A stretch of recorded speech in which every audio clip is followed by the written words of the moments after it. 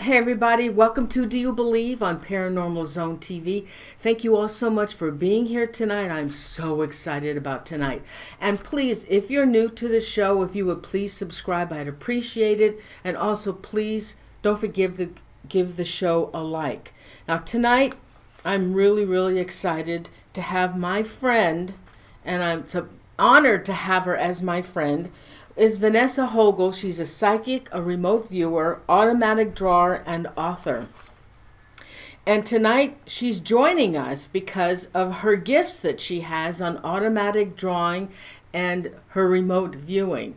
And this is about, I don't know, about the 5th show I think we've done together. And our topic tonight is the mystery of the Bennington Triangle and unexplained disappearances. So what I'm going to do is I put a little video together with pictures while I'm telling you a little bit. I mean, there's a lot on this, and you can always Google Bennington Triangle.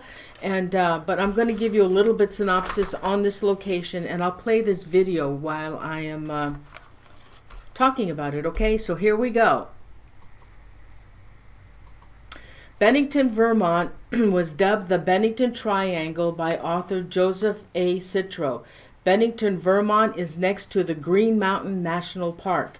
The area encompasses the ghost town of Glastenbury, a small logging community abandoned in the 19th century.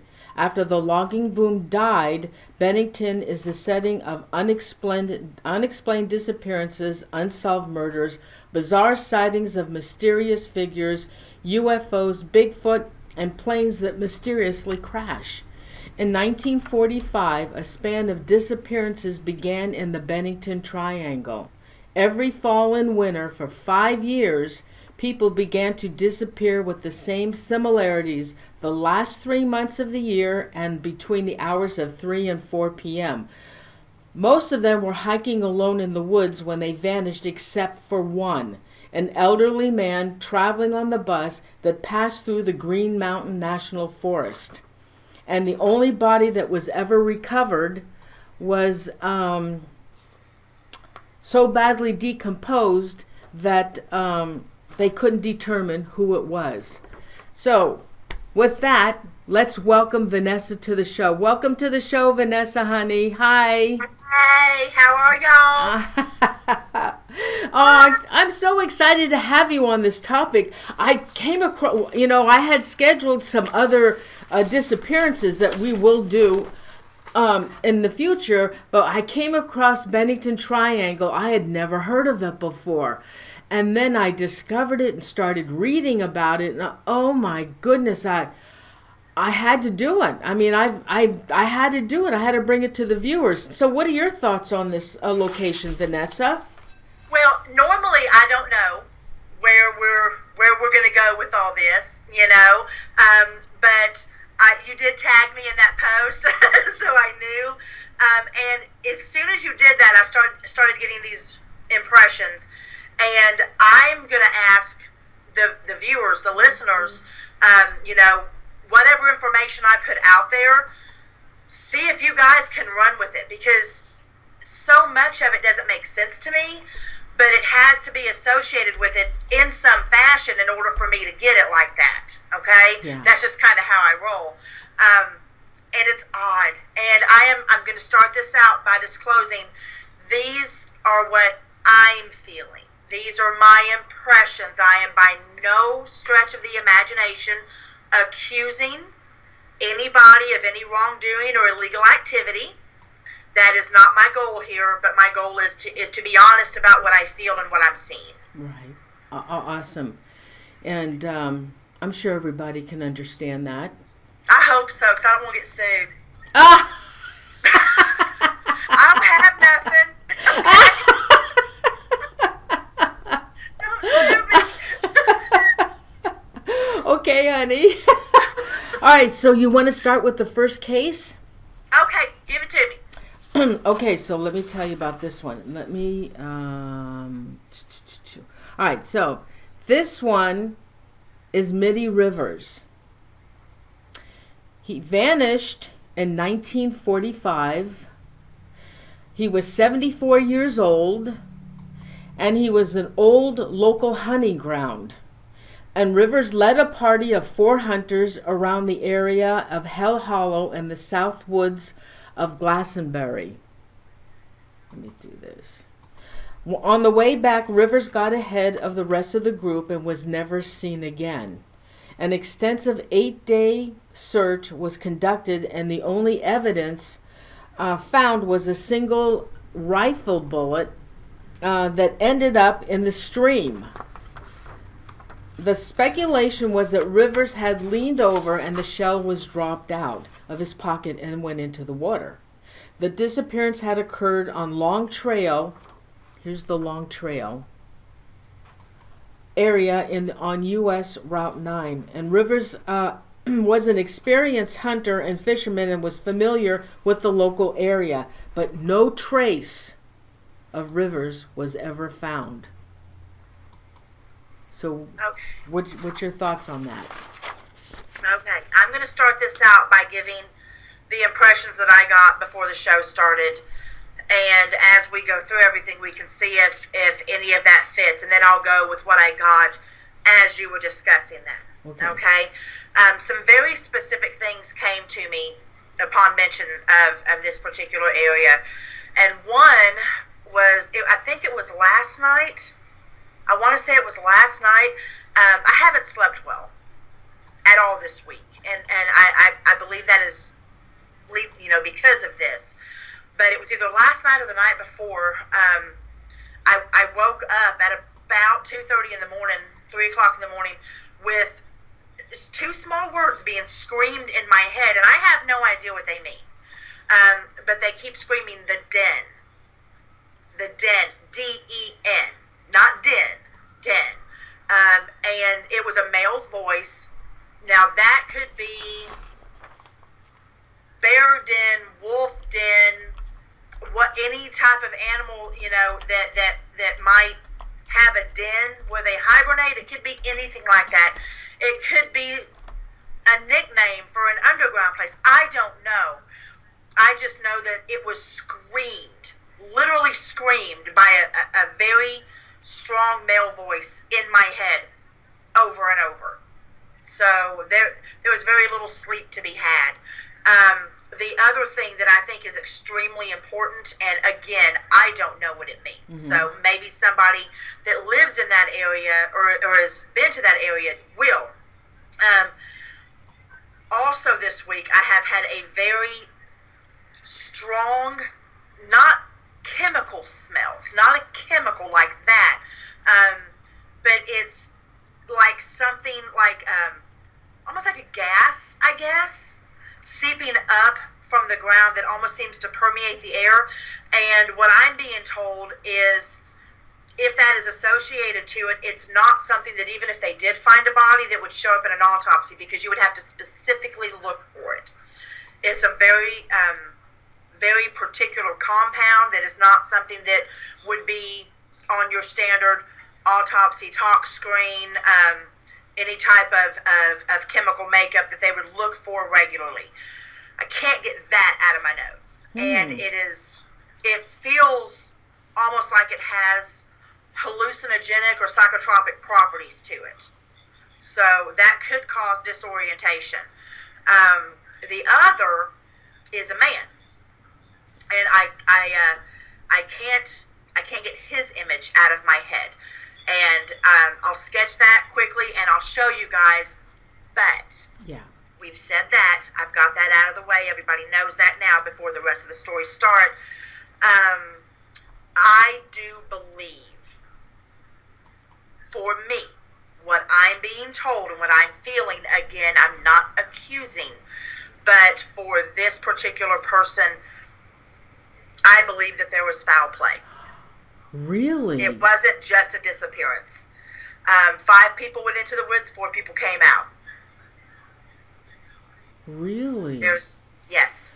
And so, why do you think there was foul play? Was there what I'm being told is that there was a disagreement on between the guide, between the people that were there, and that there was a disagreement, and what not necessarily was an accident, but things escalated and stories had to be made to cover it. That's what I'm being told. Because it wasn't intentional, but it was covered up. So it's not that I sense anything paranormal with that. I really don't. With the exception of what I'm hearing in my head. I'm not sensing Bigfoot. I'm not sensing little green men or anything like that. What I am sensing is shit went awry, and it went awry in a hurry, and decisions had to be made. Now, what about the other people that were in the group? He took 4 people hunting.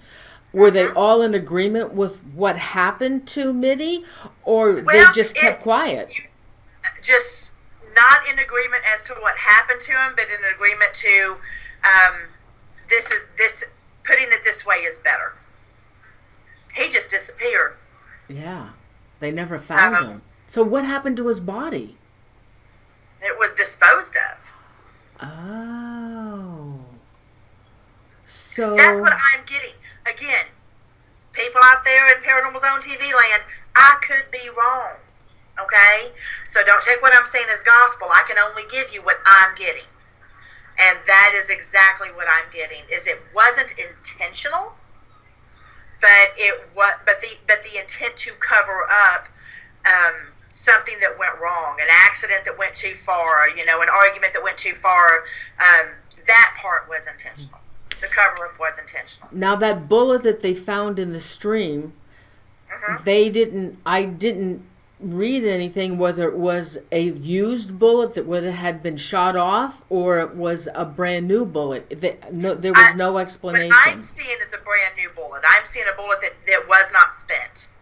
Okay. So that could have been, maybe they were having a scuffle or something and that's how bullet... What I'm seeing is a fall. Oh. And fell back and hit his head. Okay. So it wasn't intentional.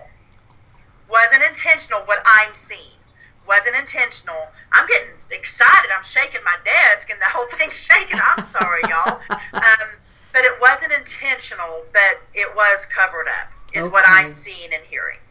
All right. Well, Will that do anybody any good today? No. But will it maybe ease some people's minds that not everything, like I said, is Bigfoot or little green men? It could. It could, So that's my whole purpose for saying it. But I'm not being accusatory. I'm just stating what I see and hear.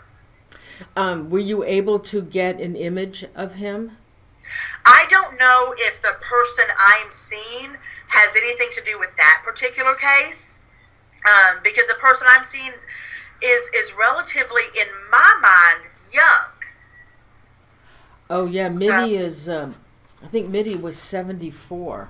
Yeah, the person that I'm seeing is relatively young, so I don't know if they have anything to do with that particular case. The only image of a male that comes to my mind when I think of this particular case, because like when I say I'm seeing it, I'm seeing the description of what happened.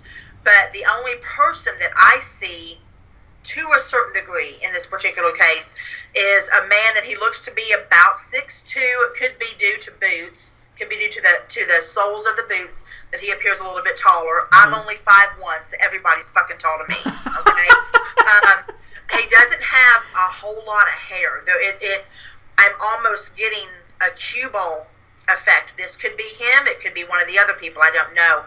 Rather narrow in the shoulders, but staunch, bigger in the belly, but not like huge. So a stockier man, but narrower in the shoulders, and walks with a funny gait.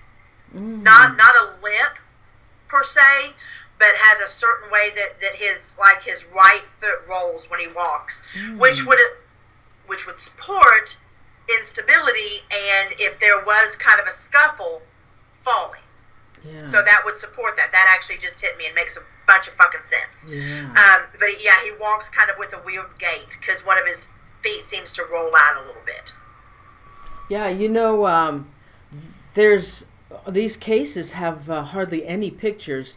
There was only one case that was highly publicized at that time. And I don't know, maybe the family had money or they were in politics. I have no idea about her family.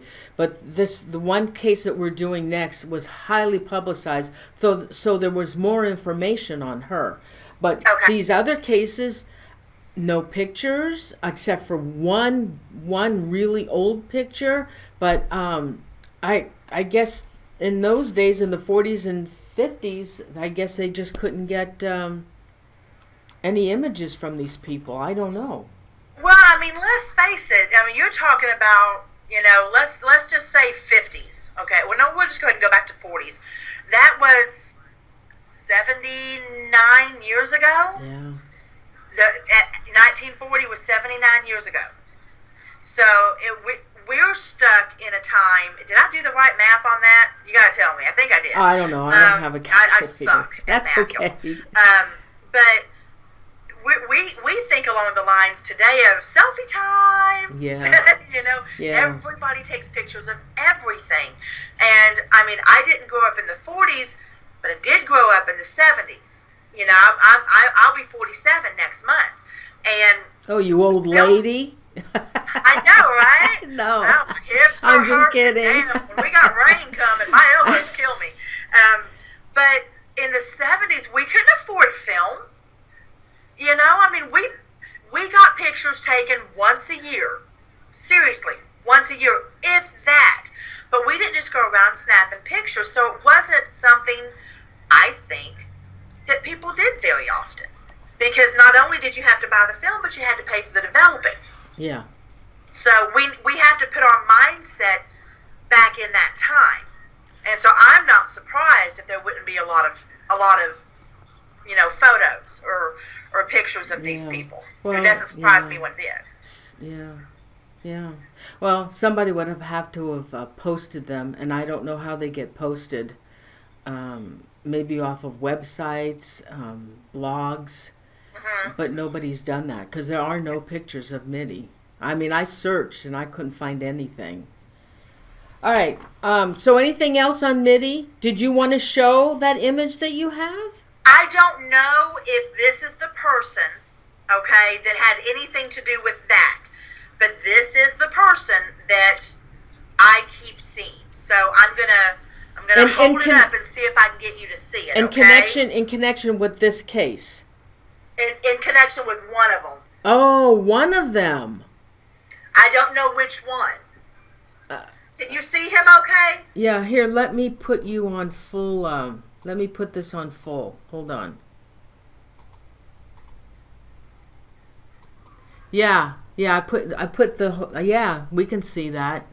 Yeah, that is a young fellow. Yeah. Huh. So I don't know if this is for any of these, but I just know that this is a very specific person that I saw. Oh, interesting. In these cases too, I don't have any images of any suspects because maybe somebody else does. Maybe somebody will watch this that knows somebody or is anywhere near that area, or this might just strike a chord with them. They might recognize him or whatever, or maybe he's a family member from way back then. Who knows? I can tell you this. He is about 27 years old. So he's not as young as he looks. He's about 27, right at about 5'10", 5'11". Regular standard build, nothing too skinny, nothing too heavy, sandy blonde hair. His eyes lean more to hazel and less blue-green than mine. So they kind of have a brownish, goldish, greenish tint to them. Just depends on how the sun hits it. And he has a very distinct accent. Oh. Very distinct accent. Not a foreigner per se, but the way he talks, there's just a particular lilt to his voice that almost sounds Southern, but he's not Southern. But he also has a very distinct syntax, and the way that he puts his words together, that is very specific. Well, this is back east, in Vermont, and they have a heavy accent, Vermont. Oh, yeah, but like I said, it's almost like Southern, but not. Now I'm Southern. Yeah. So I don't know if that would have to do with a speech impediment, and it might cause it to sound that way, or if he was from the South and moved up there. I don't know. But it's a very distinct way of speaking. Okay. All right. So, well, then you want to go, we'll go to the next case then.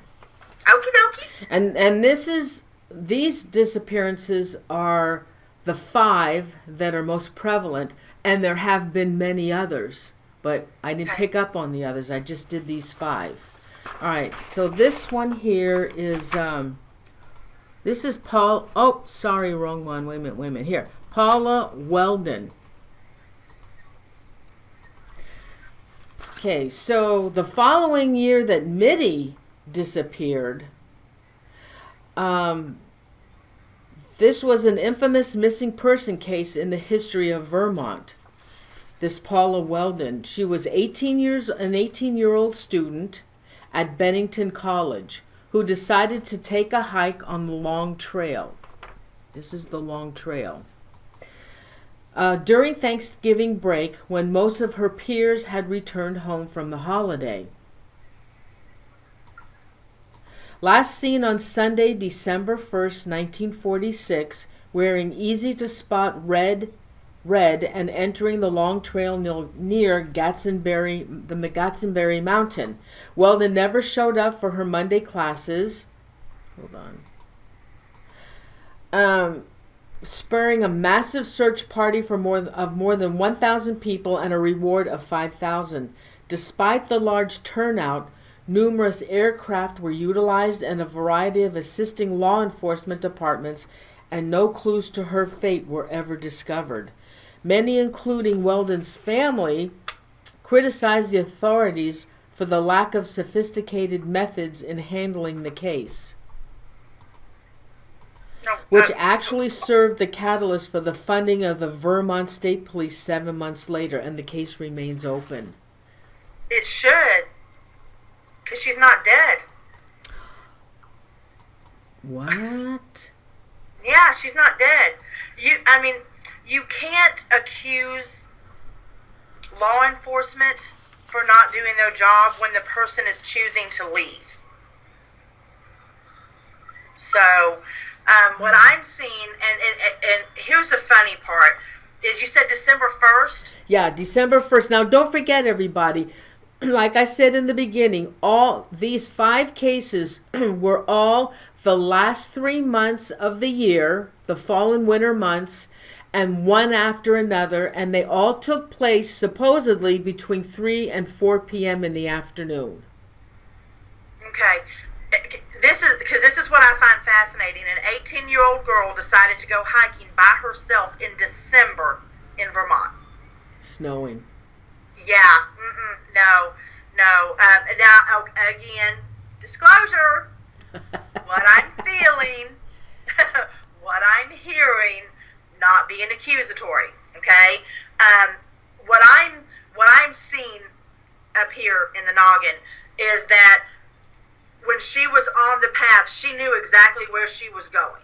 Okay, she knew exactly where to turn off. She knew exactly where to go a certain way where nobody would see her. She also knew which roads were where, if she needed to have access to one. And I see her being picked up in a blue pickup truck. And it was voluntary. It was willingly. And what I'm being told, not by her, not being told this by her, what I'm being told just in my head was that I don't want to call somebody overbearing. I don't want to say that her life wasn't good, because it was. But at 18, you can make decisions based on how you feel about things, and they can be right for the time, and then they can be unchangeable later. You understand what I'm saying? So what she chose to do with the quickness couldn't be changed. She couldn't go back. Do you, that in that blue pickup, are you able to see if it was a male or a female that was driving the truck? They have a hat on, just one of those, we call them beanies now, but it was the kind that had like the little, like pom-pom type thing on top. That does not mean female, because back in the day, even guys wore that, okay? Because it was like a ski hat. But I'm not, yeah. Got you. But, huh? Yeah, got you. Ski cap. Yeah. It would make sense. But I'm not sense. seeing long hair in the driver's seat. I'm not seeing long hair. Again, women can have short hair, so it could go either way. But I don't sense danger. I actually sense excitement. And it was just one of those decisions that you can make that you might regret later, not because you're hurting or you're having a bad life, but just because you know it was wrong to do things that way, but you can't change it. So it's just, that's what I'm getting from that. Not getting any danger, not getting any sadness, save the fact that, maybe it shouldn't have went down that way, but I am getting that you're young, sometimes you just don't see any other way. Interesting. There was a lot of control, though, with the family. So this, what could be considered teenage rebellion, ended up into what we're talking about now. They didn't look, when you have any type of solid family life, especially if there's any type of affluence with your family back in that time, the last thing on anyone's mind would have been that she ran away. Now, she never showed up, Vanessa. They never found her. I know. Wow. Because she's not dead. Do you think it's possible that she was in love and wanted to get married and the family wouldn't let her? Could be. Could be any number of things. Like I said, I don't know if that's a male or a female. She could have been, and yes, I'm going to say it, again, not accusing, she could have been a lesbian. Her lover could have been a female. That would have been completely unacceptable at that time. Or, that is speculation. I am not saying that is fact. But it could have been that. You never know. But I am not getting the fact that she was harmed in any way, that she was deceased. She very well probably is now, but I'm not getting her coming through. Which tells me that, there's no reason for her to. let's see, she, what year did she disappear in? I wonder if it says here. It was in 1945, so she would be... She'd be in her she'd be... Yeah, no, she'd be in her 70s. She would be about 73 or 74, something like that. Well, my mom was born in 48. Okay, how old is she? She is, I'm 46. My mom had me when she was 24. So, sad. No, she's in her 70s. She'd be about 74. She'd be about 74. This young lady would be well over that. No, honey. She'd be about 74, 75, something like that. She was born in 45, so... Oh, I thought you said she disappeared in 45. No, she was born in... I think it's... Let me see. God. Now... Oh, yeah, she disappeared in 45. Wait a minute. That's when they started. She was 18. Okay, she was 18 in 1946. So, yeah, you're right. So, in her 80s? She would likely be deceased now. Oh, yeah, probably in her 80s, huh? Yeah, but she wasn't deceased then. No. Oh, gosh. Again, somebody tomorrow could be in those woods and find a skull and it be hers, and I'd be completely wrong.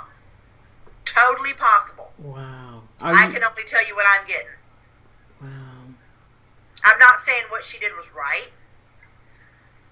Well, it must have been heartbreaking. I mean, can you imagine the family? It must have been heartbreaking for the family not to hear from your daughter. I have a feeling they might have known. Really? Yeah. Oh. Wow. I have a feeling they might have known. Did they continue to look for her for years? I don't know. There was an article in the newspaper that, let's see, this article I had showed, after 60 years, the student's fate remains a legendary mystery. Mm-hmm. And would you quit looking for your kid? I would. You would quit looking? Oh, no, hell no. Oh, God, exactly. I would go to my grave looking for my child. Exactly right. Oh. Well, you know, like I said, there really isn't that much information on these cases. Mm-hmm. All right, so is there anything else you want to add to that case? No, I feel pretty good with that. I feel pretty comfortable. Is anybody saying anything? Because I can't see the chat. I don't know. Let's see. Anybody in chat have a question about that?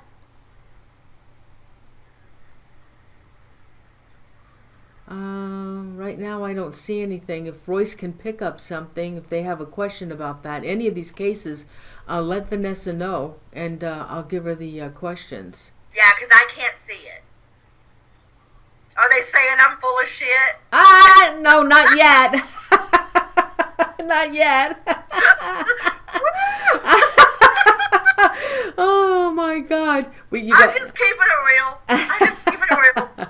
That's because we have our viewers, our followers. They love you. Awesome.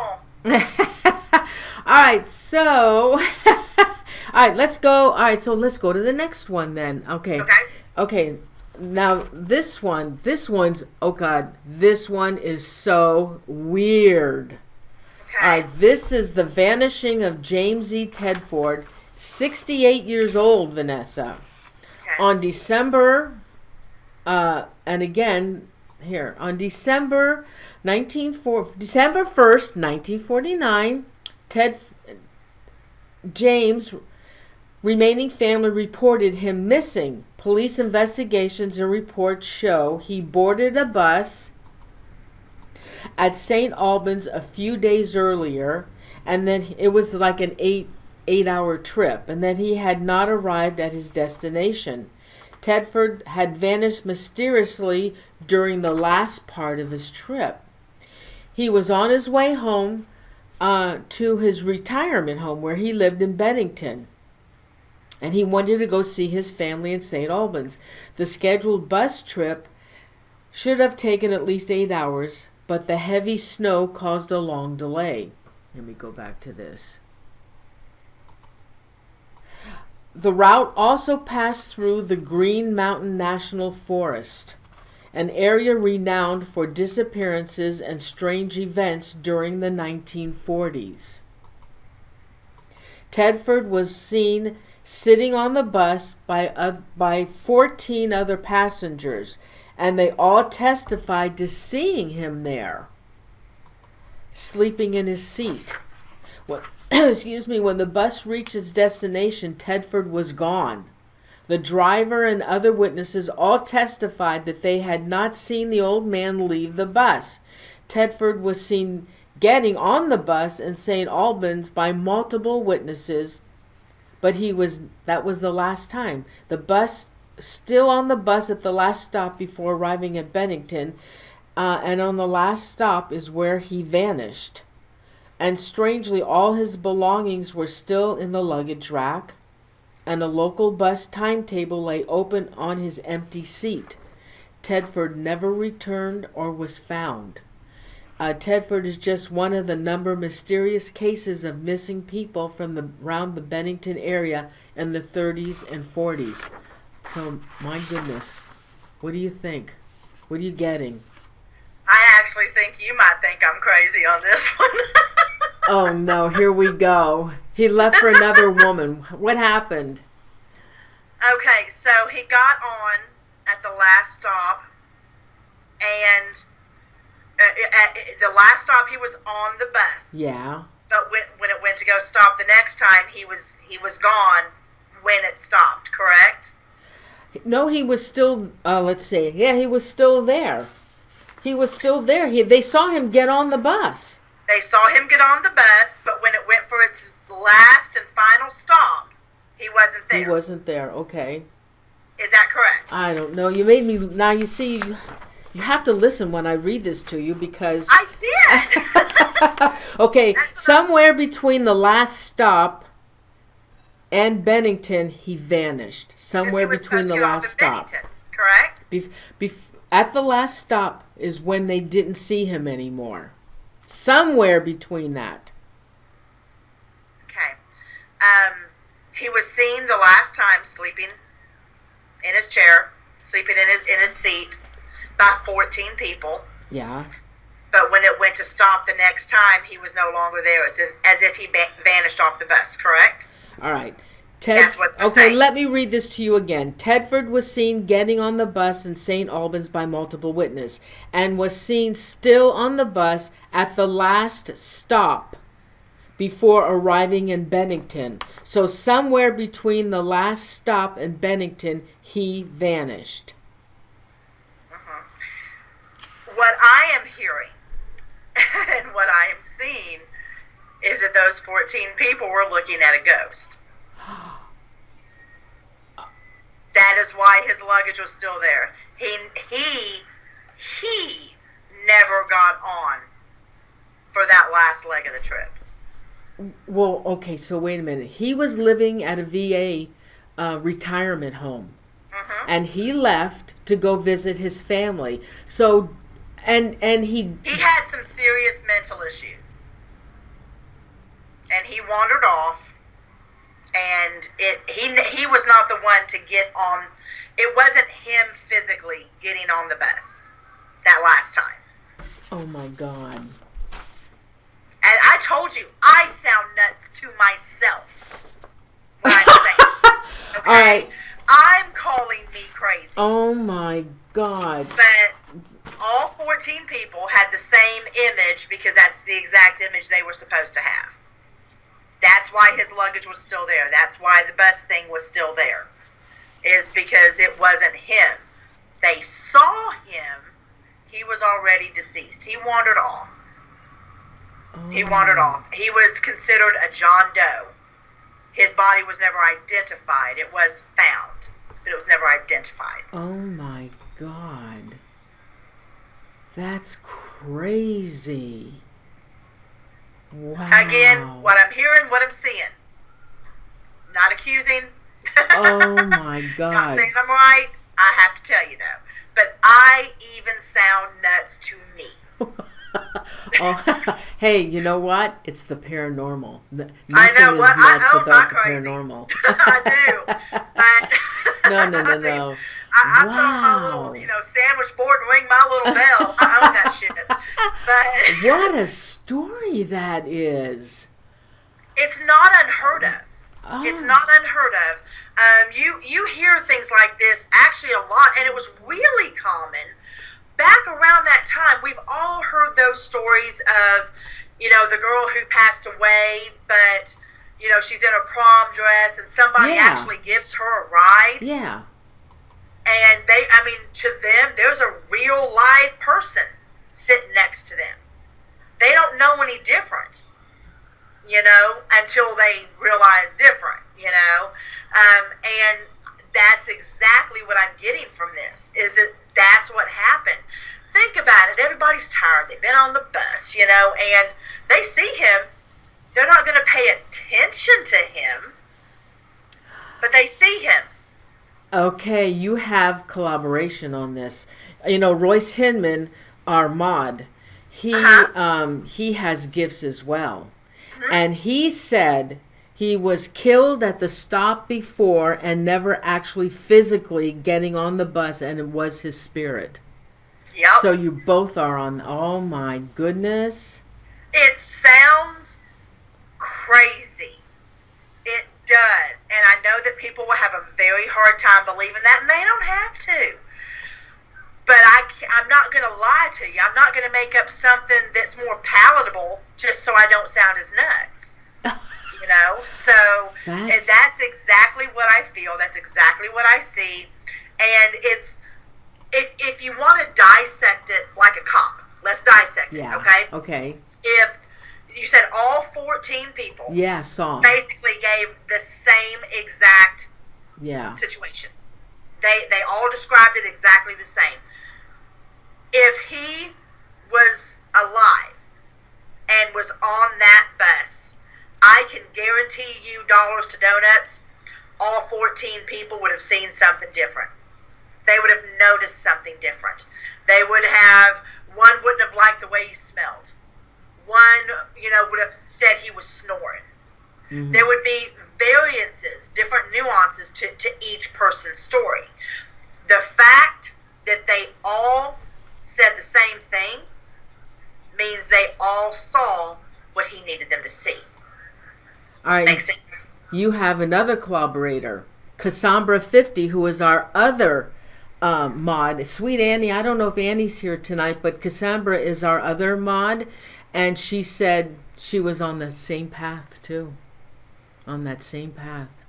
I'm telling you, it sounds crazy. Oh. But sometimes crazy is normal. Oh, I love it. I think that is so awesome. For all we know, he didn't even know he passed and was trying to go home. Absolutely. Yes, absolutely. Wow. Dun, dun, dun. Oh, I love it. I love it. There is no image of him either. They don't have any images. I don't know if you picked up on any images. Okay. No, it's the only image I have is sitting down, like you said, on the best seat, but there's a hat pulled over his face. Oh, okay. And not like a stocking cap. I mean, like a fedora. Sitting over his face. Yeah. All right. On the case that we just did on that we did on Paula Weldon, a viewer asked.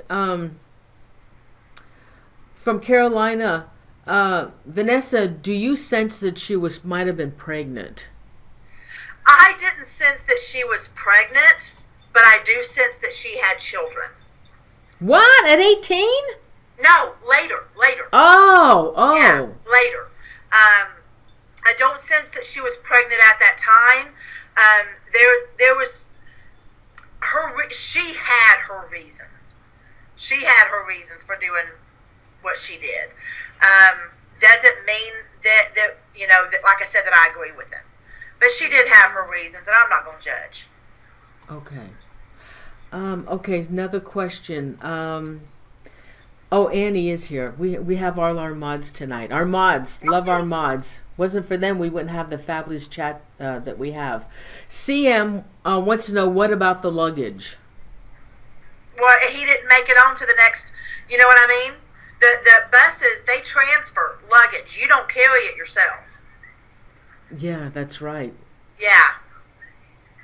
So he really wouldn't have had any control over that. If they saw it on one bus, and it would be ticketed and tagged, knowing it was going to go on another if they were switching buses, or it would have been on the same one the entire time and wouldn't have moved anyway. Interesting. Well, that's really freaky. Wow. It is, isn't it? Wow. I love it. I love it. I shocked myself on the crazy meter on that one, but all right, you want to do the next one? Sure. All right, so so this one is Paul Jepsen, 8 years old. And this again was in October of 1950. That's when he went missing.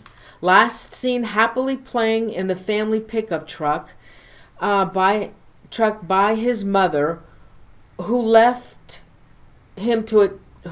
to attend the pigs at the dump, where she and her husband were caretakers. I have a picture. I'm not sure if this is their farm or whatever.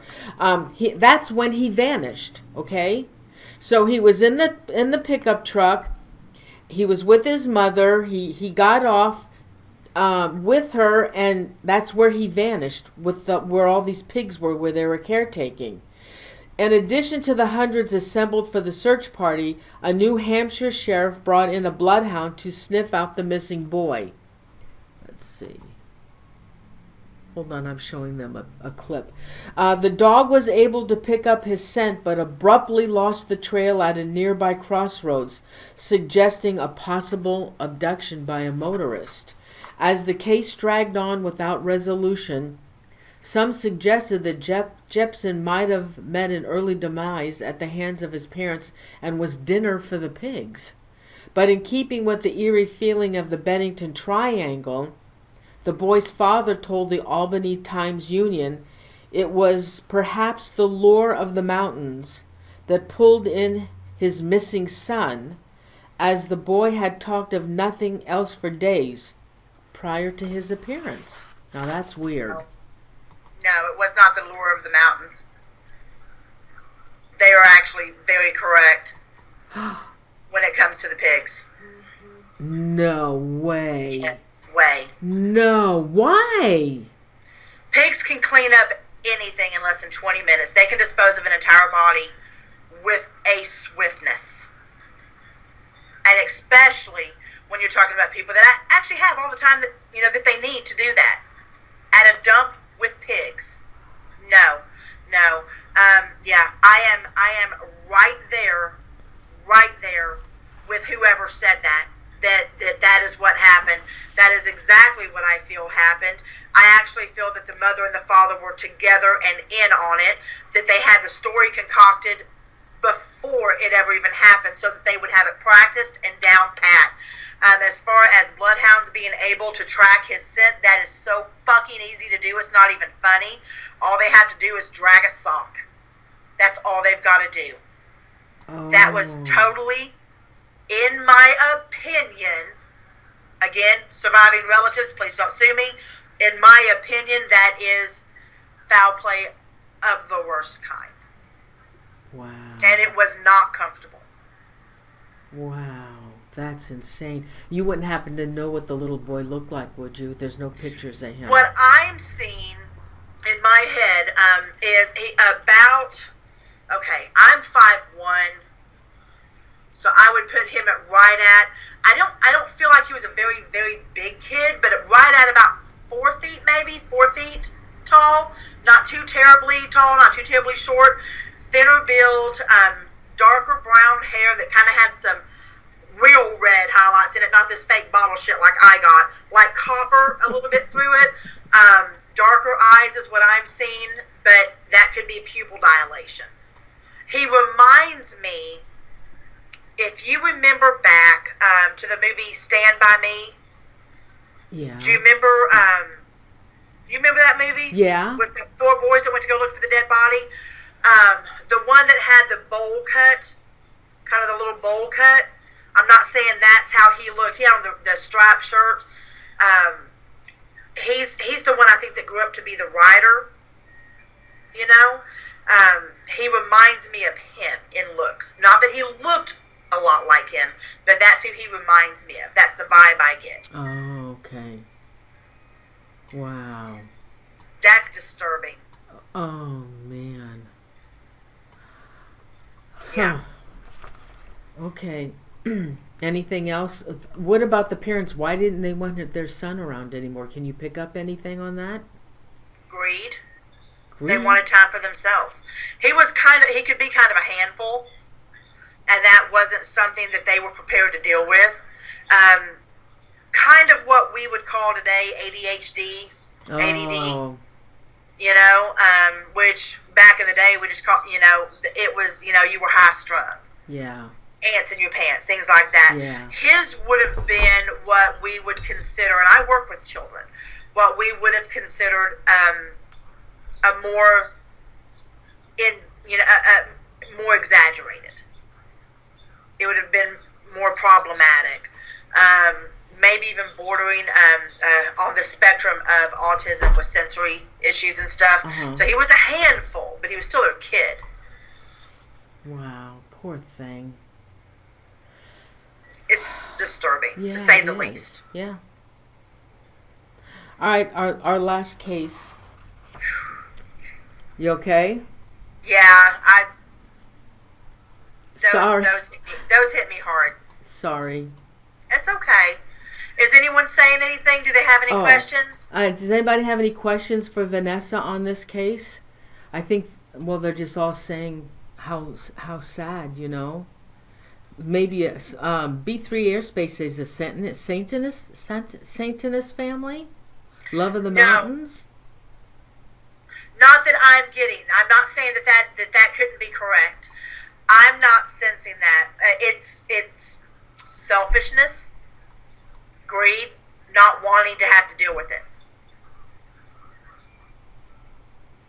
Yeah. And heaven forbid, you know, putting them up for adoption or something like that. No, people would think bad, that type of situation. Much better to kill them. Oh, boy. All right, let's see what Royce has to say. Okay. So nothing yet. No questions. Okay, Royce, thanks, honey. All right, so... Oh, God. All right, let's do the last one here. But I haven't... Okay, I'm not getting rid of you when we're finished here. Because I have another question. Okay, so this is the last of the 5. Now, remember, these 5 were the ones from 1945 to 1951 or what, and it was 5 in a row at the same time and at this in approximately the same last 3 months. Okay, so this is the last one. This is Frieda Langer, and there is one. Whoops, hold on for a minute. I gotta fix this. Hold on. There's only one picture of this woman. It's pretty hard to see. I don't know where they got it from, but it's in bad shape. It might have been in somebody's wallet. That's what kind of, you know how they get old in there in somebody's wallet. Okay, yeah. So she was 53 years old and she disappeared. She was the last one of these 5.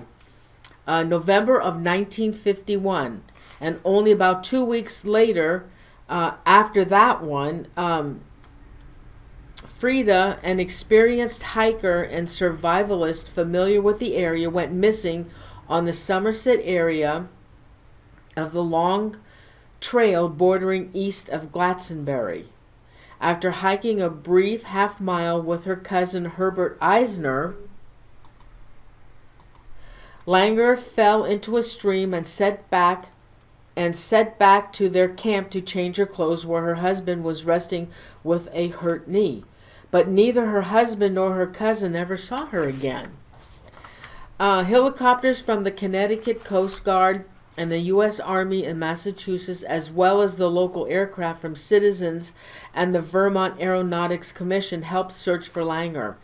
As many as 400 people, including the Massachusetts National Guard, meticulously searched the surrounding areas, and yet they found nothing. But soon they did find something. And this became the only known disappearance of the Bennington Triangle where a body has turned up. Hold on.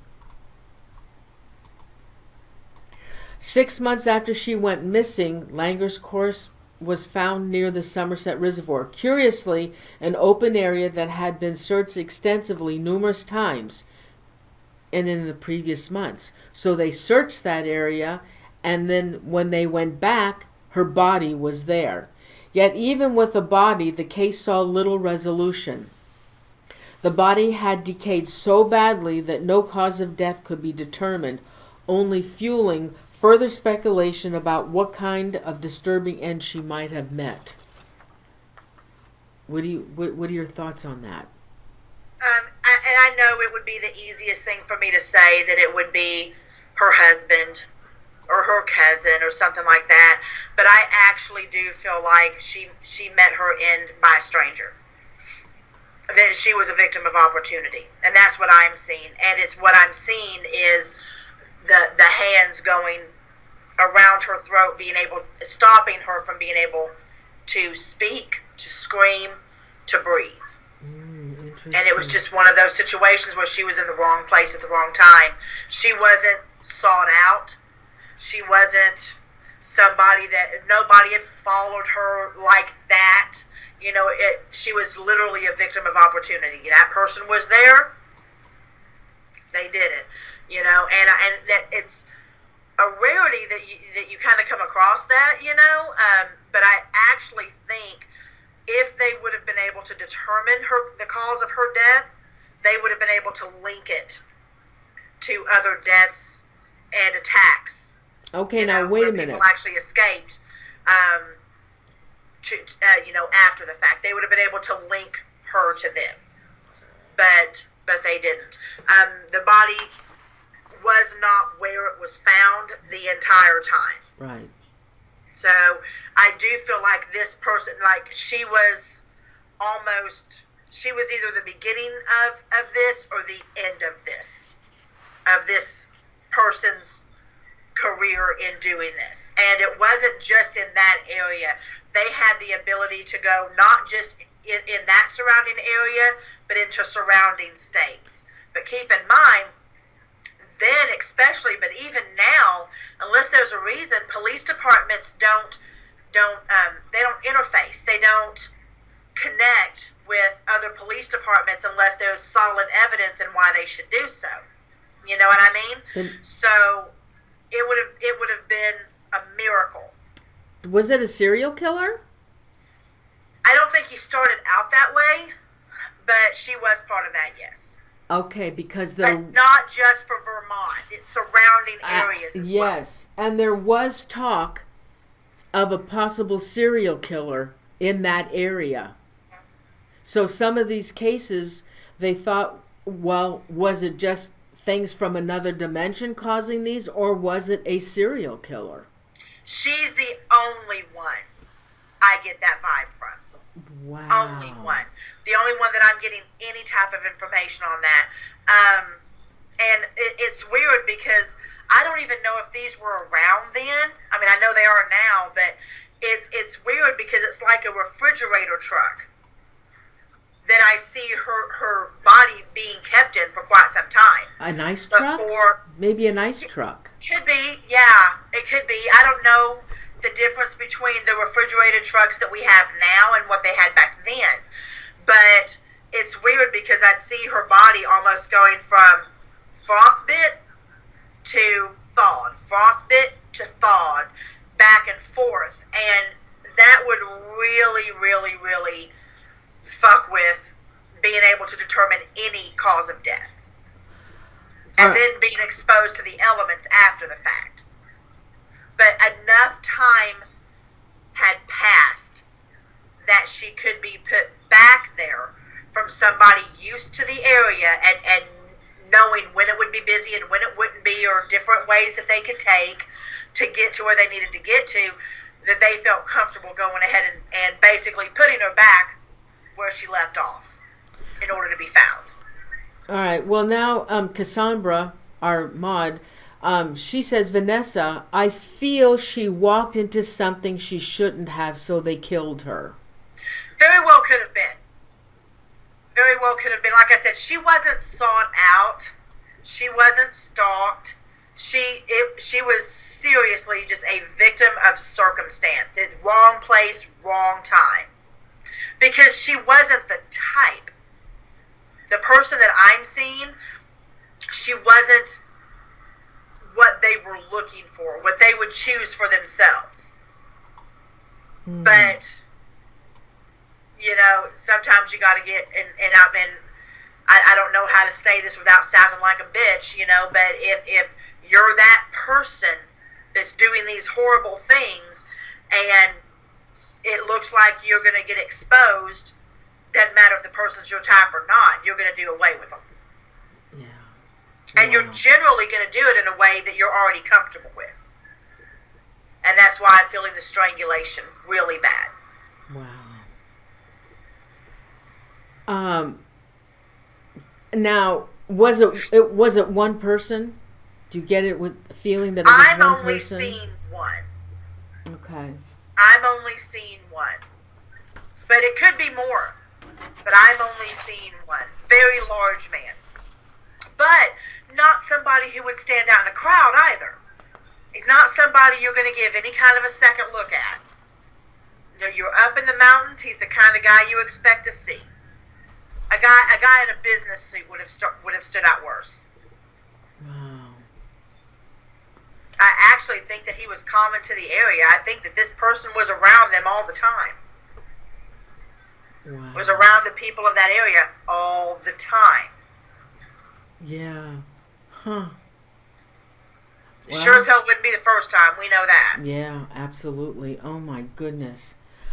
Wow, that's fabulous. Anybody have any questions for Vanessa? I only have those 5 cases. Let's see.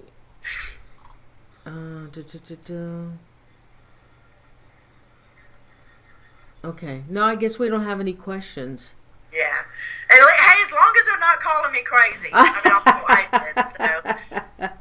It is what it is. No. That was awesome. Yeah, we'll do this again, hon. Oh my gosh, I love it. I had some other cases, but we'll put those off.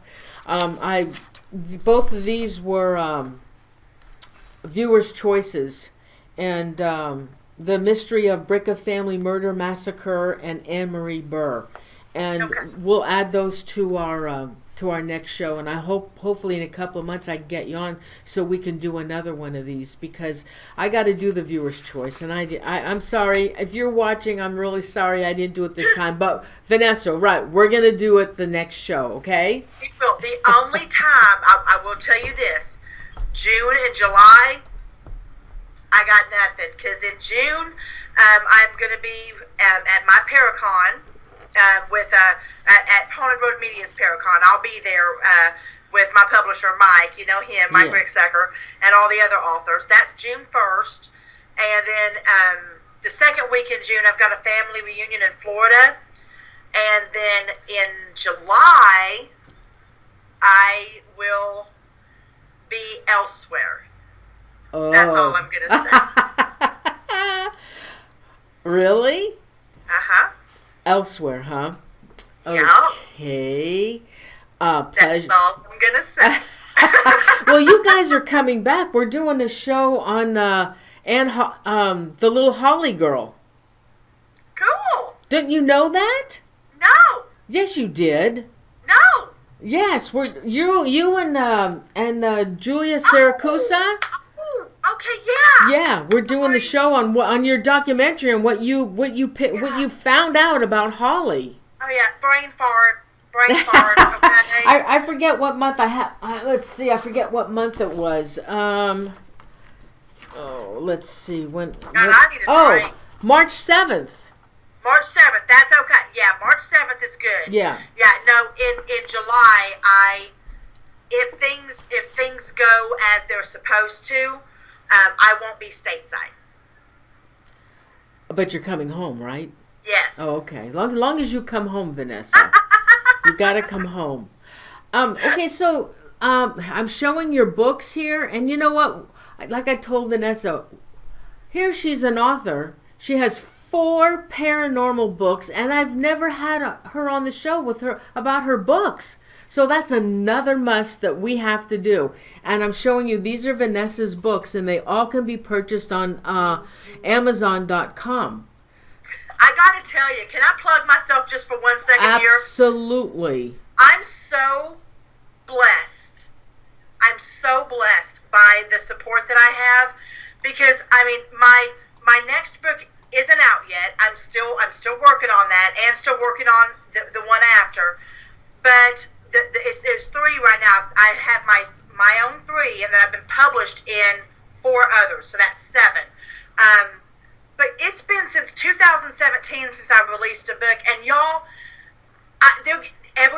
it's like every few weeks or a month, the sales start to drop because I haven't published a new one, and then they just fucking skyrocket. I just looked tonight because I check it, and I am in the top 200 on Amazon for books. Oh my God, really? Good for you. Good for you. There are hundreds of thousands of authors on Amazon, and I am staying right in between the 100,000 mark, or just a touch lower. And there's literally hundreds of thousands of them, and I'm like, I haven't even published one in 2 years, y'all. Bless you. Oh my gosh. I'm so blessed. I really, truly am. I have a huge support system. And I hate this word, but fans, I hate that word. Friends. huge support system of friends. That's awesome. Well, that's another show we have to do. There's some good shit in there. Which one's the scariest? I bet they're all Walking good. with Ghosts. Walking with Ghosts covers really bad investigations. Really, really difficult investigations for me. I almost got out of the field. Totally. In Virginia, multiple investigations in Virginia. Very, very, very hard on me. Very tough. They cover investigations in England and in Scotland. Wow. So.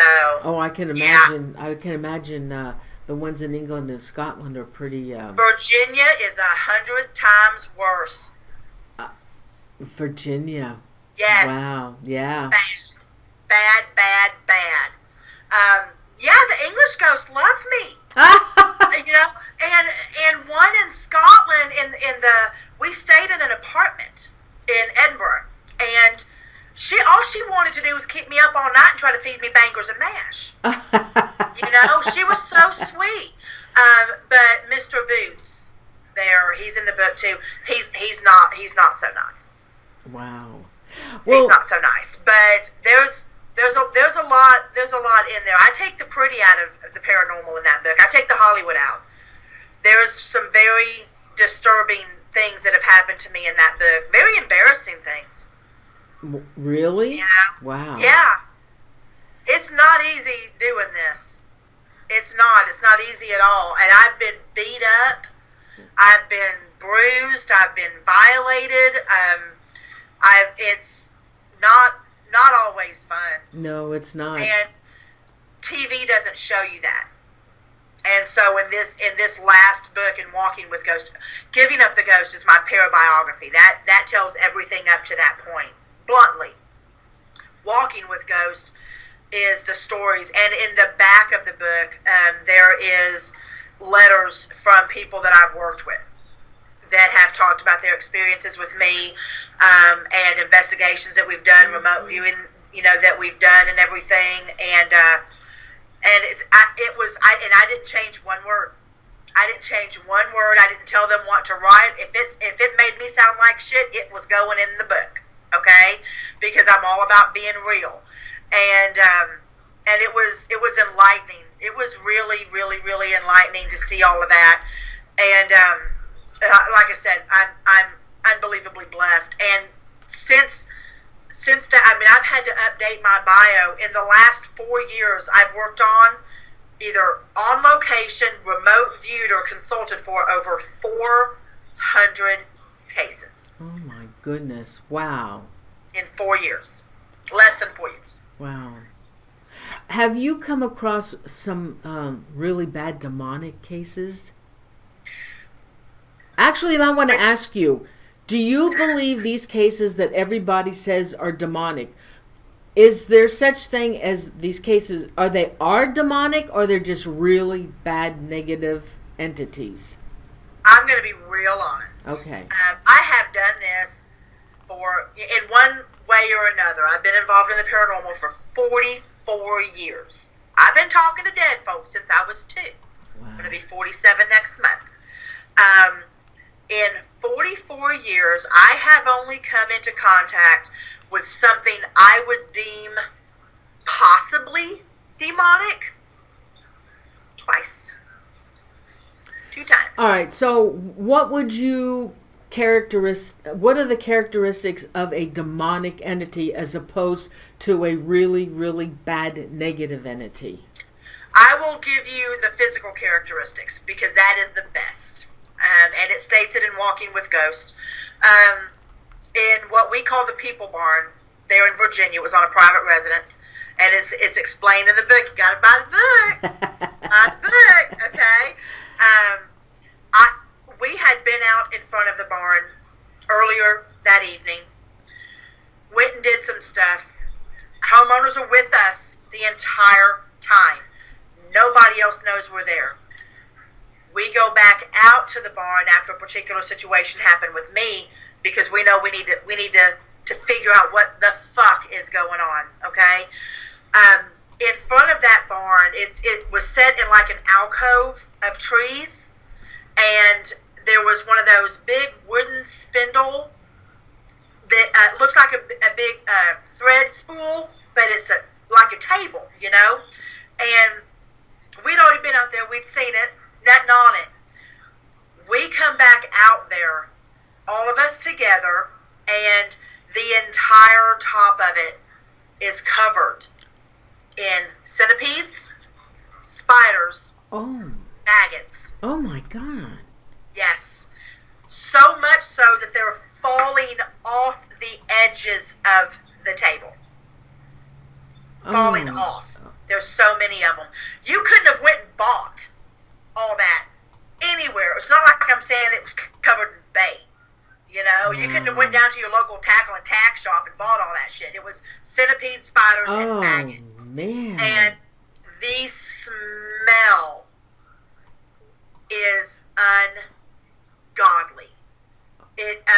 Death has a very, very distinct smell. And the closest I can even begin to describe it is if you left a pound of hamburger meat and a pound of turkey in your car. Oh, God, yeah. For a month in the dead heat of summer. Yep. Imagine what it would smell like when you opened up your car door. Oh, yeah. That is all you could smell right there in front of that barn. Oh, my God. Yeah. And this thing was nasty. And I will tell you this, and then I'm going to stop talking about it because y'all need to buy the book, okay? This thing, when we finally saw it, and I have drawings in there, I have sketches of everything, it straddled the barn. Straddled a barn with 4 arms and 4 legs over each side. It looked like, you want to think spider because of the 4 arms and 4 legs. Yeah. But it was weird because it was human-like, but not. And the arm span had to be at least 20 feet. Oh, no way. It was horrific.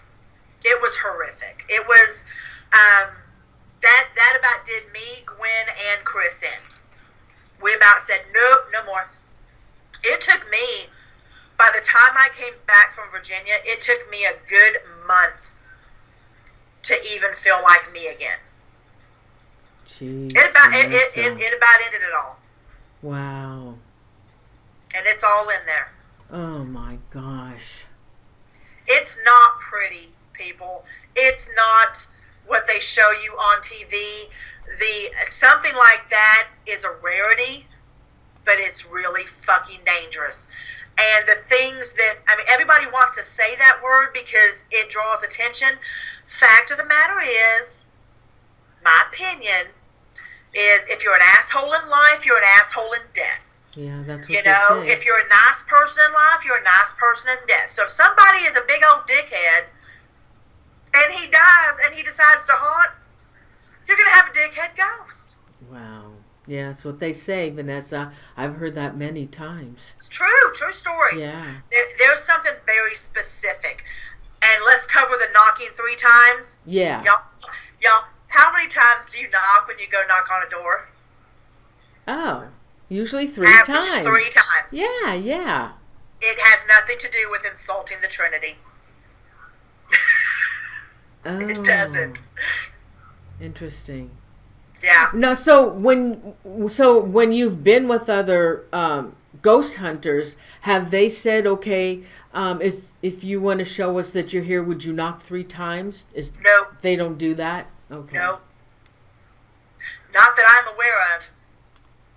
Generally, they show themselves. They really do. I mean, if they show, either they show themselves in action, or in an EVP, or through me. If I'm there, I channel. And they just hop on in. That happened at the Sugar Shack in West Virginia Penitentiary. It's happened in Virginia, I don't know how many times, when I was on location with BPI. It happens. It happens. Well, it used to happen when I didn't want it to. That's how I Yeah. found out I could do it. But now I have some control over it. Well, that's good. Royce wants to know, ask Vanessa about the man in the photos. He sent you a photo last night? What's that all about? I have visitors. Well, he said you had one tonight. I always do. I wish they'd start paying rent. I'm trying to be broke. So what was the picture he sent you? Where did he get that from? From one of my live feeds that I did. So from one of my YouTube videos. Oh, you should post that on Facebook so I can see it. I would have shown it had I if I had it. There's always it's constant. Let me tell. This is how constant it is. She's used to it. Oh, your doggy? My dog. Yeah. So who was the man? I have one in particular that we know is never going to leave. Remember, he's written about in Walking with Ghosts, but that doesn't mean that others can't come in. And I'm dealing with them. And you can't get him to go? One will never leave. And why is that? We're connected through past lives, multiples. Oh, interesting. Wow. He's the one that people, before I wrote about him, before I put him in the book, only a couple of really, really, really close friends knew about him and knew what he looked like. I had strangers contacting me from England that I had never met on other social media platforms and describing him to me. Wow. Saying they could see him behind me. Wow. That was before it ever went in the book. No one knew. Gosh, Vanessa. Yeah, he actually tried to pass himself off as my deceased uncle. Oh, they can do that, huh? They can fool you. Yeah. He tried. Yeah. He was telling this person in London that I wouldn't acknowledge him and that he was worried about me. True story. And I'm just glad she contacted me and told me. And I'm like, no, I know who that fucker is. You know? Oh my God, Vanessa. Well, Vanessa, thank you so much for being on the show. You want to plug anything else, honey? You do a show with Mike Ricksecker. Every Tuesday night at 8:30 Central Standard Time, 9:30 Eastern. Right. Edge of the rabbit hole. Uh-huh. Edge of the rabbit hole, yeah. Well, just don't get too busy that you can't come on my show because we love having you. We love having you. I love you. I love you too. I love you too. I'll see you next month, okay? Sounds good to me, All right. Bye, y'all. Have a great weekend and good luck with your books. And thanks again for coming on the show. We love you. Thank you, love. I'll talk to you soon. Okay, honey. Good night. Bye-bye. Bye.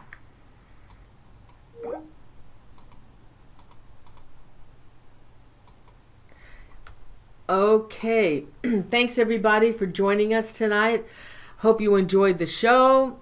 And it's always a pleasure to have Vanessa on the show. I just love doing these kind of shows. So next week I do have another show, and Sean Austin. Remember he used to be on TV? God, what was something evil with Ralph Sarchi? Royce, do you remember the name of that show? See No Evil or something. He was in that series. Anyway, so he's coming on the show. He wrote a book, and it's all on demonic hauntings, and he's going to share some ghost pictures and EVPs that he captured during his investigations. Okay, so let's do some shout outs. And again, I want to thank you all so much. Let's thank the mods. Without them, wouldn't have the fabulous chat room that we have. Royce Hinman, Sweet Annie, and Cassandra 50. Thank you so much. Oh, let's see. I got a message from Royce. What? Demon Files. That's it. I think that you'll see more of Sean on TV too. I don't think that's the end of it for him. So let's do some shout outs. And also we have a request from Jimmy Soursnot.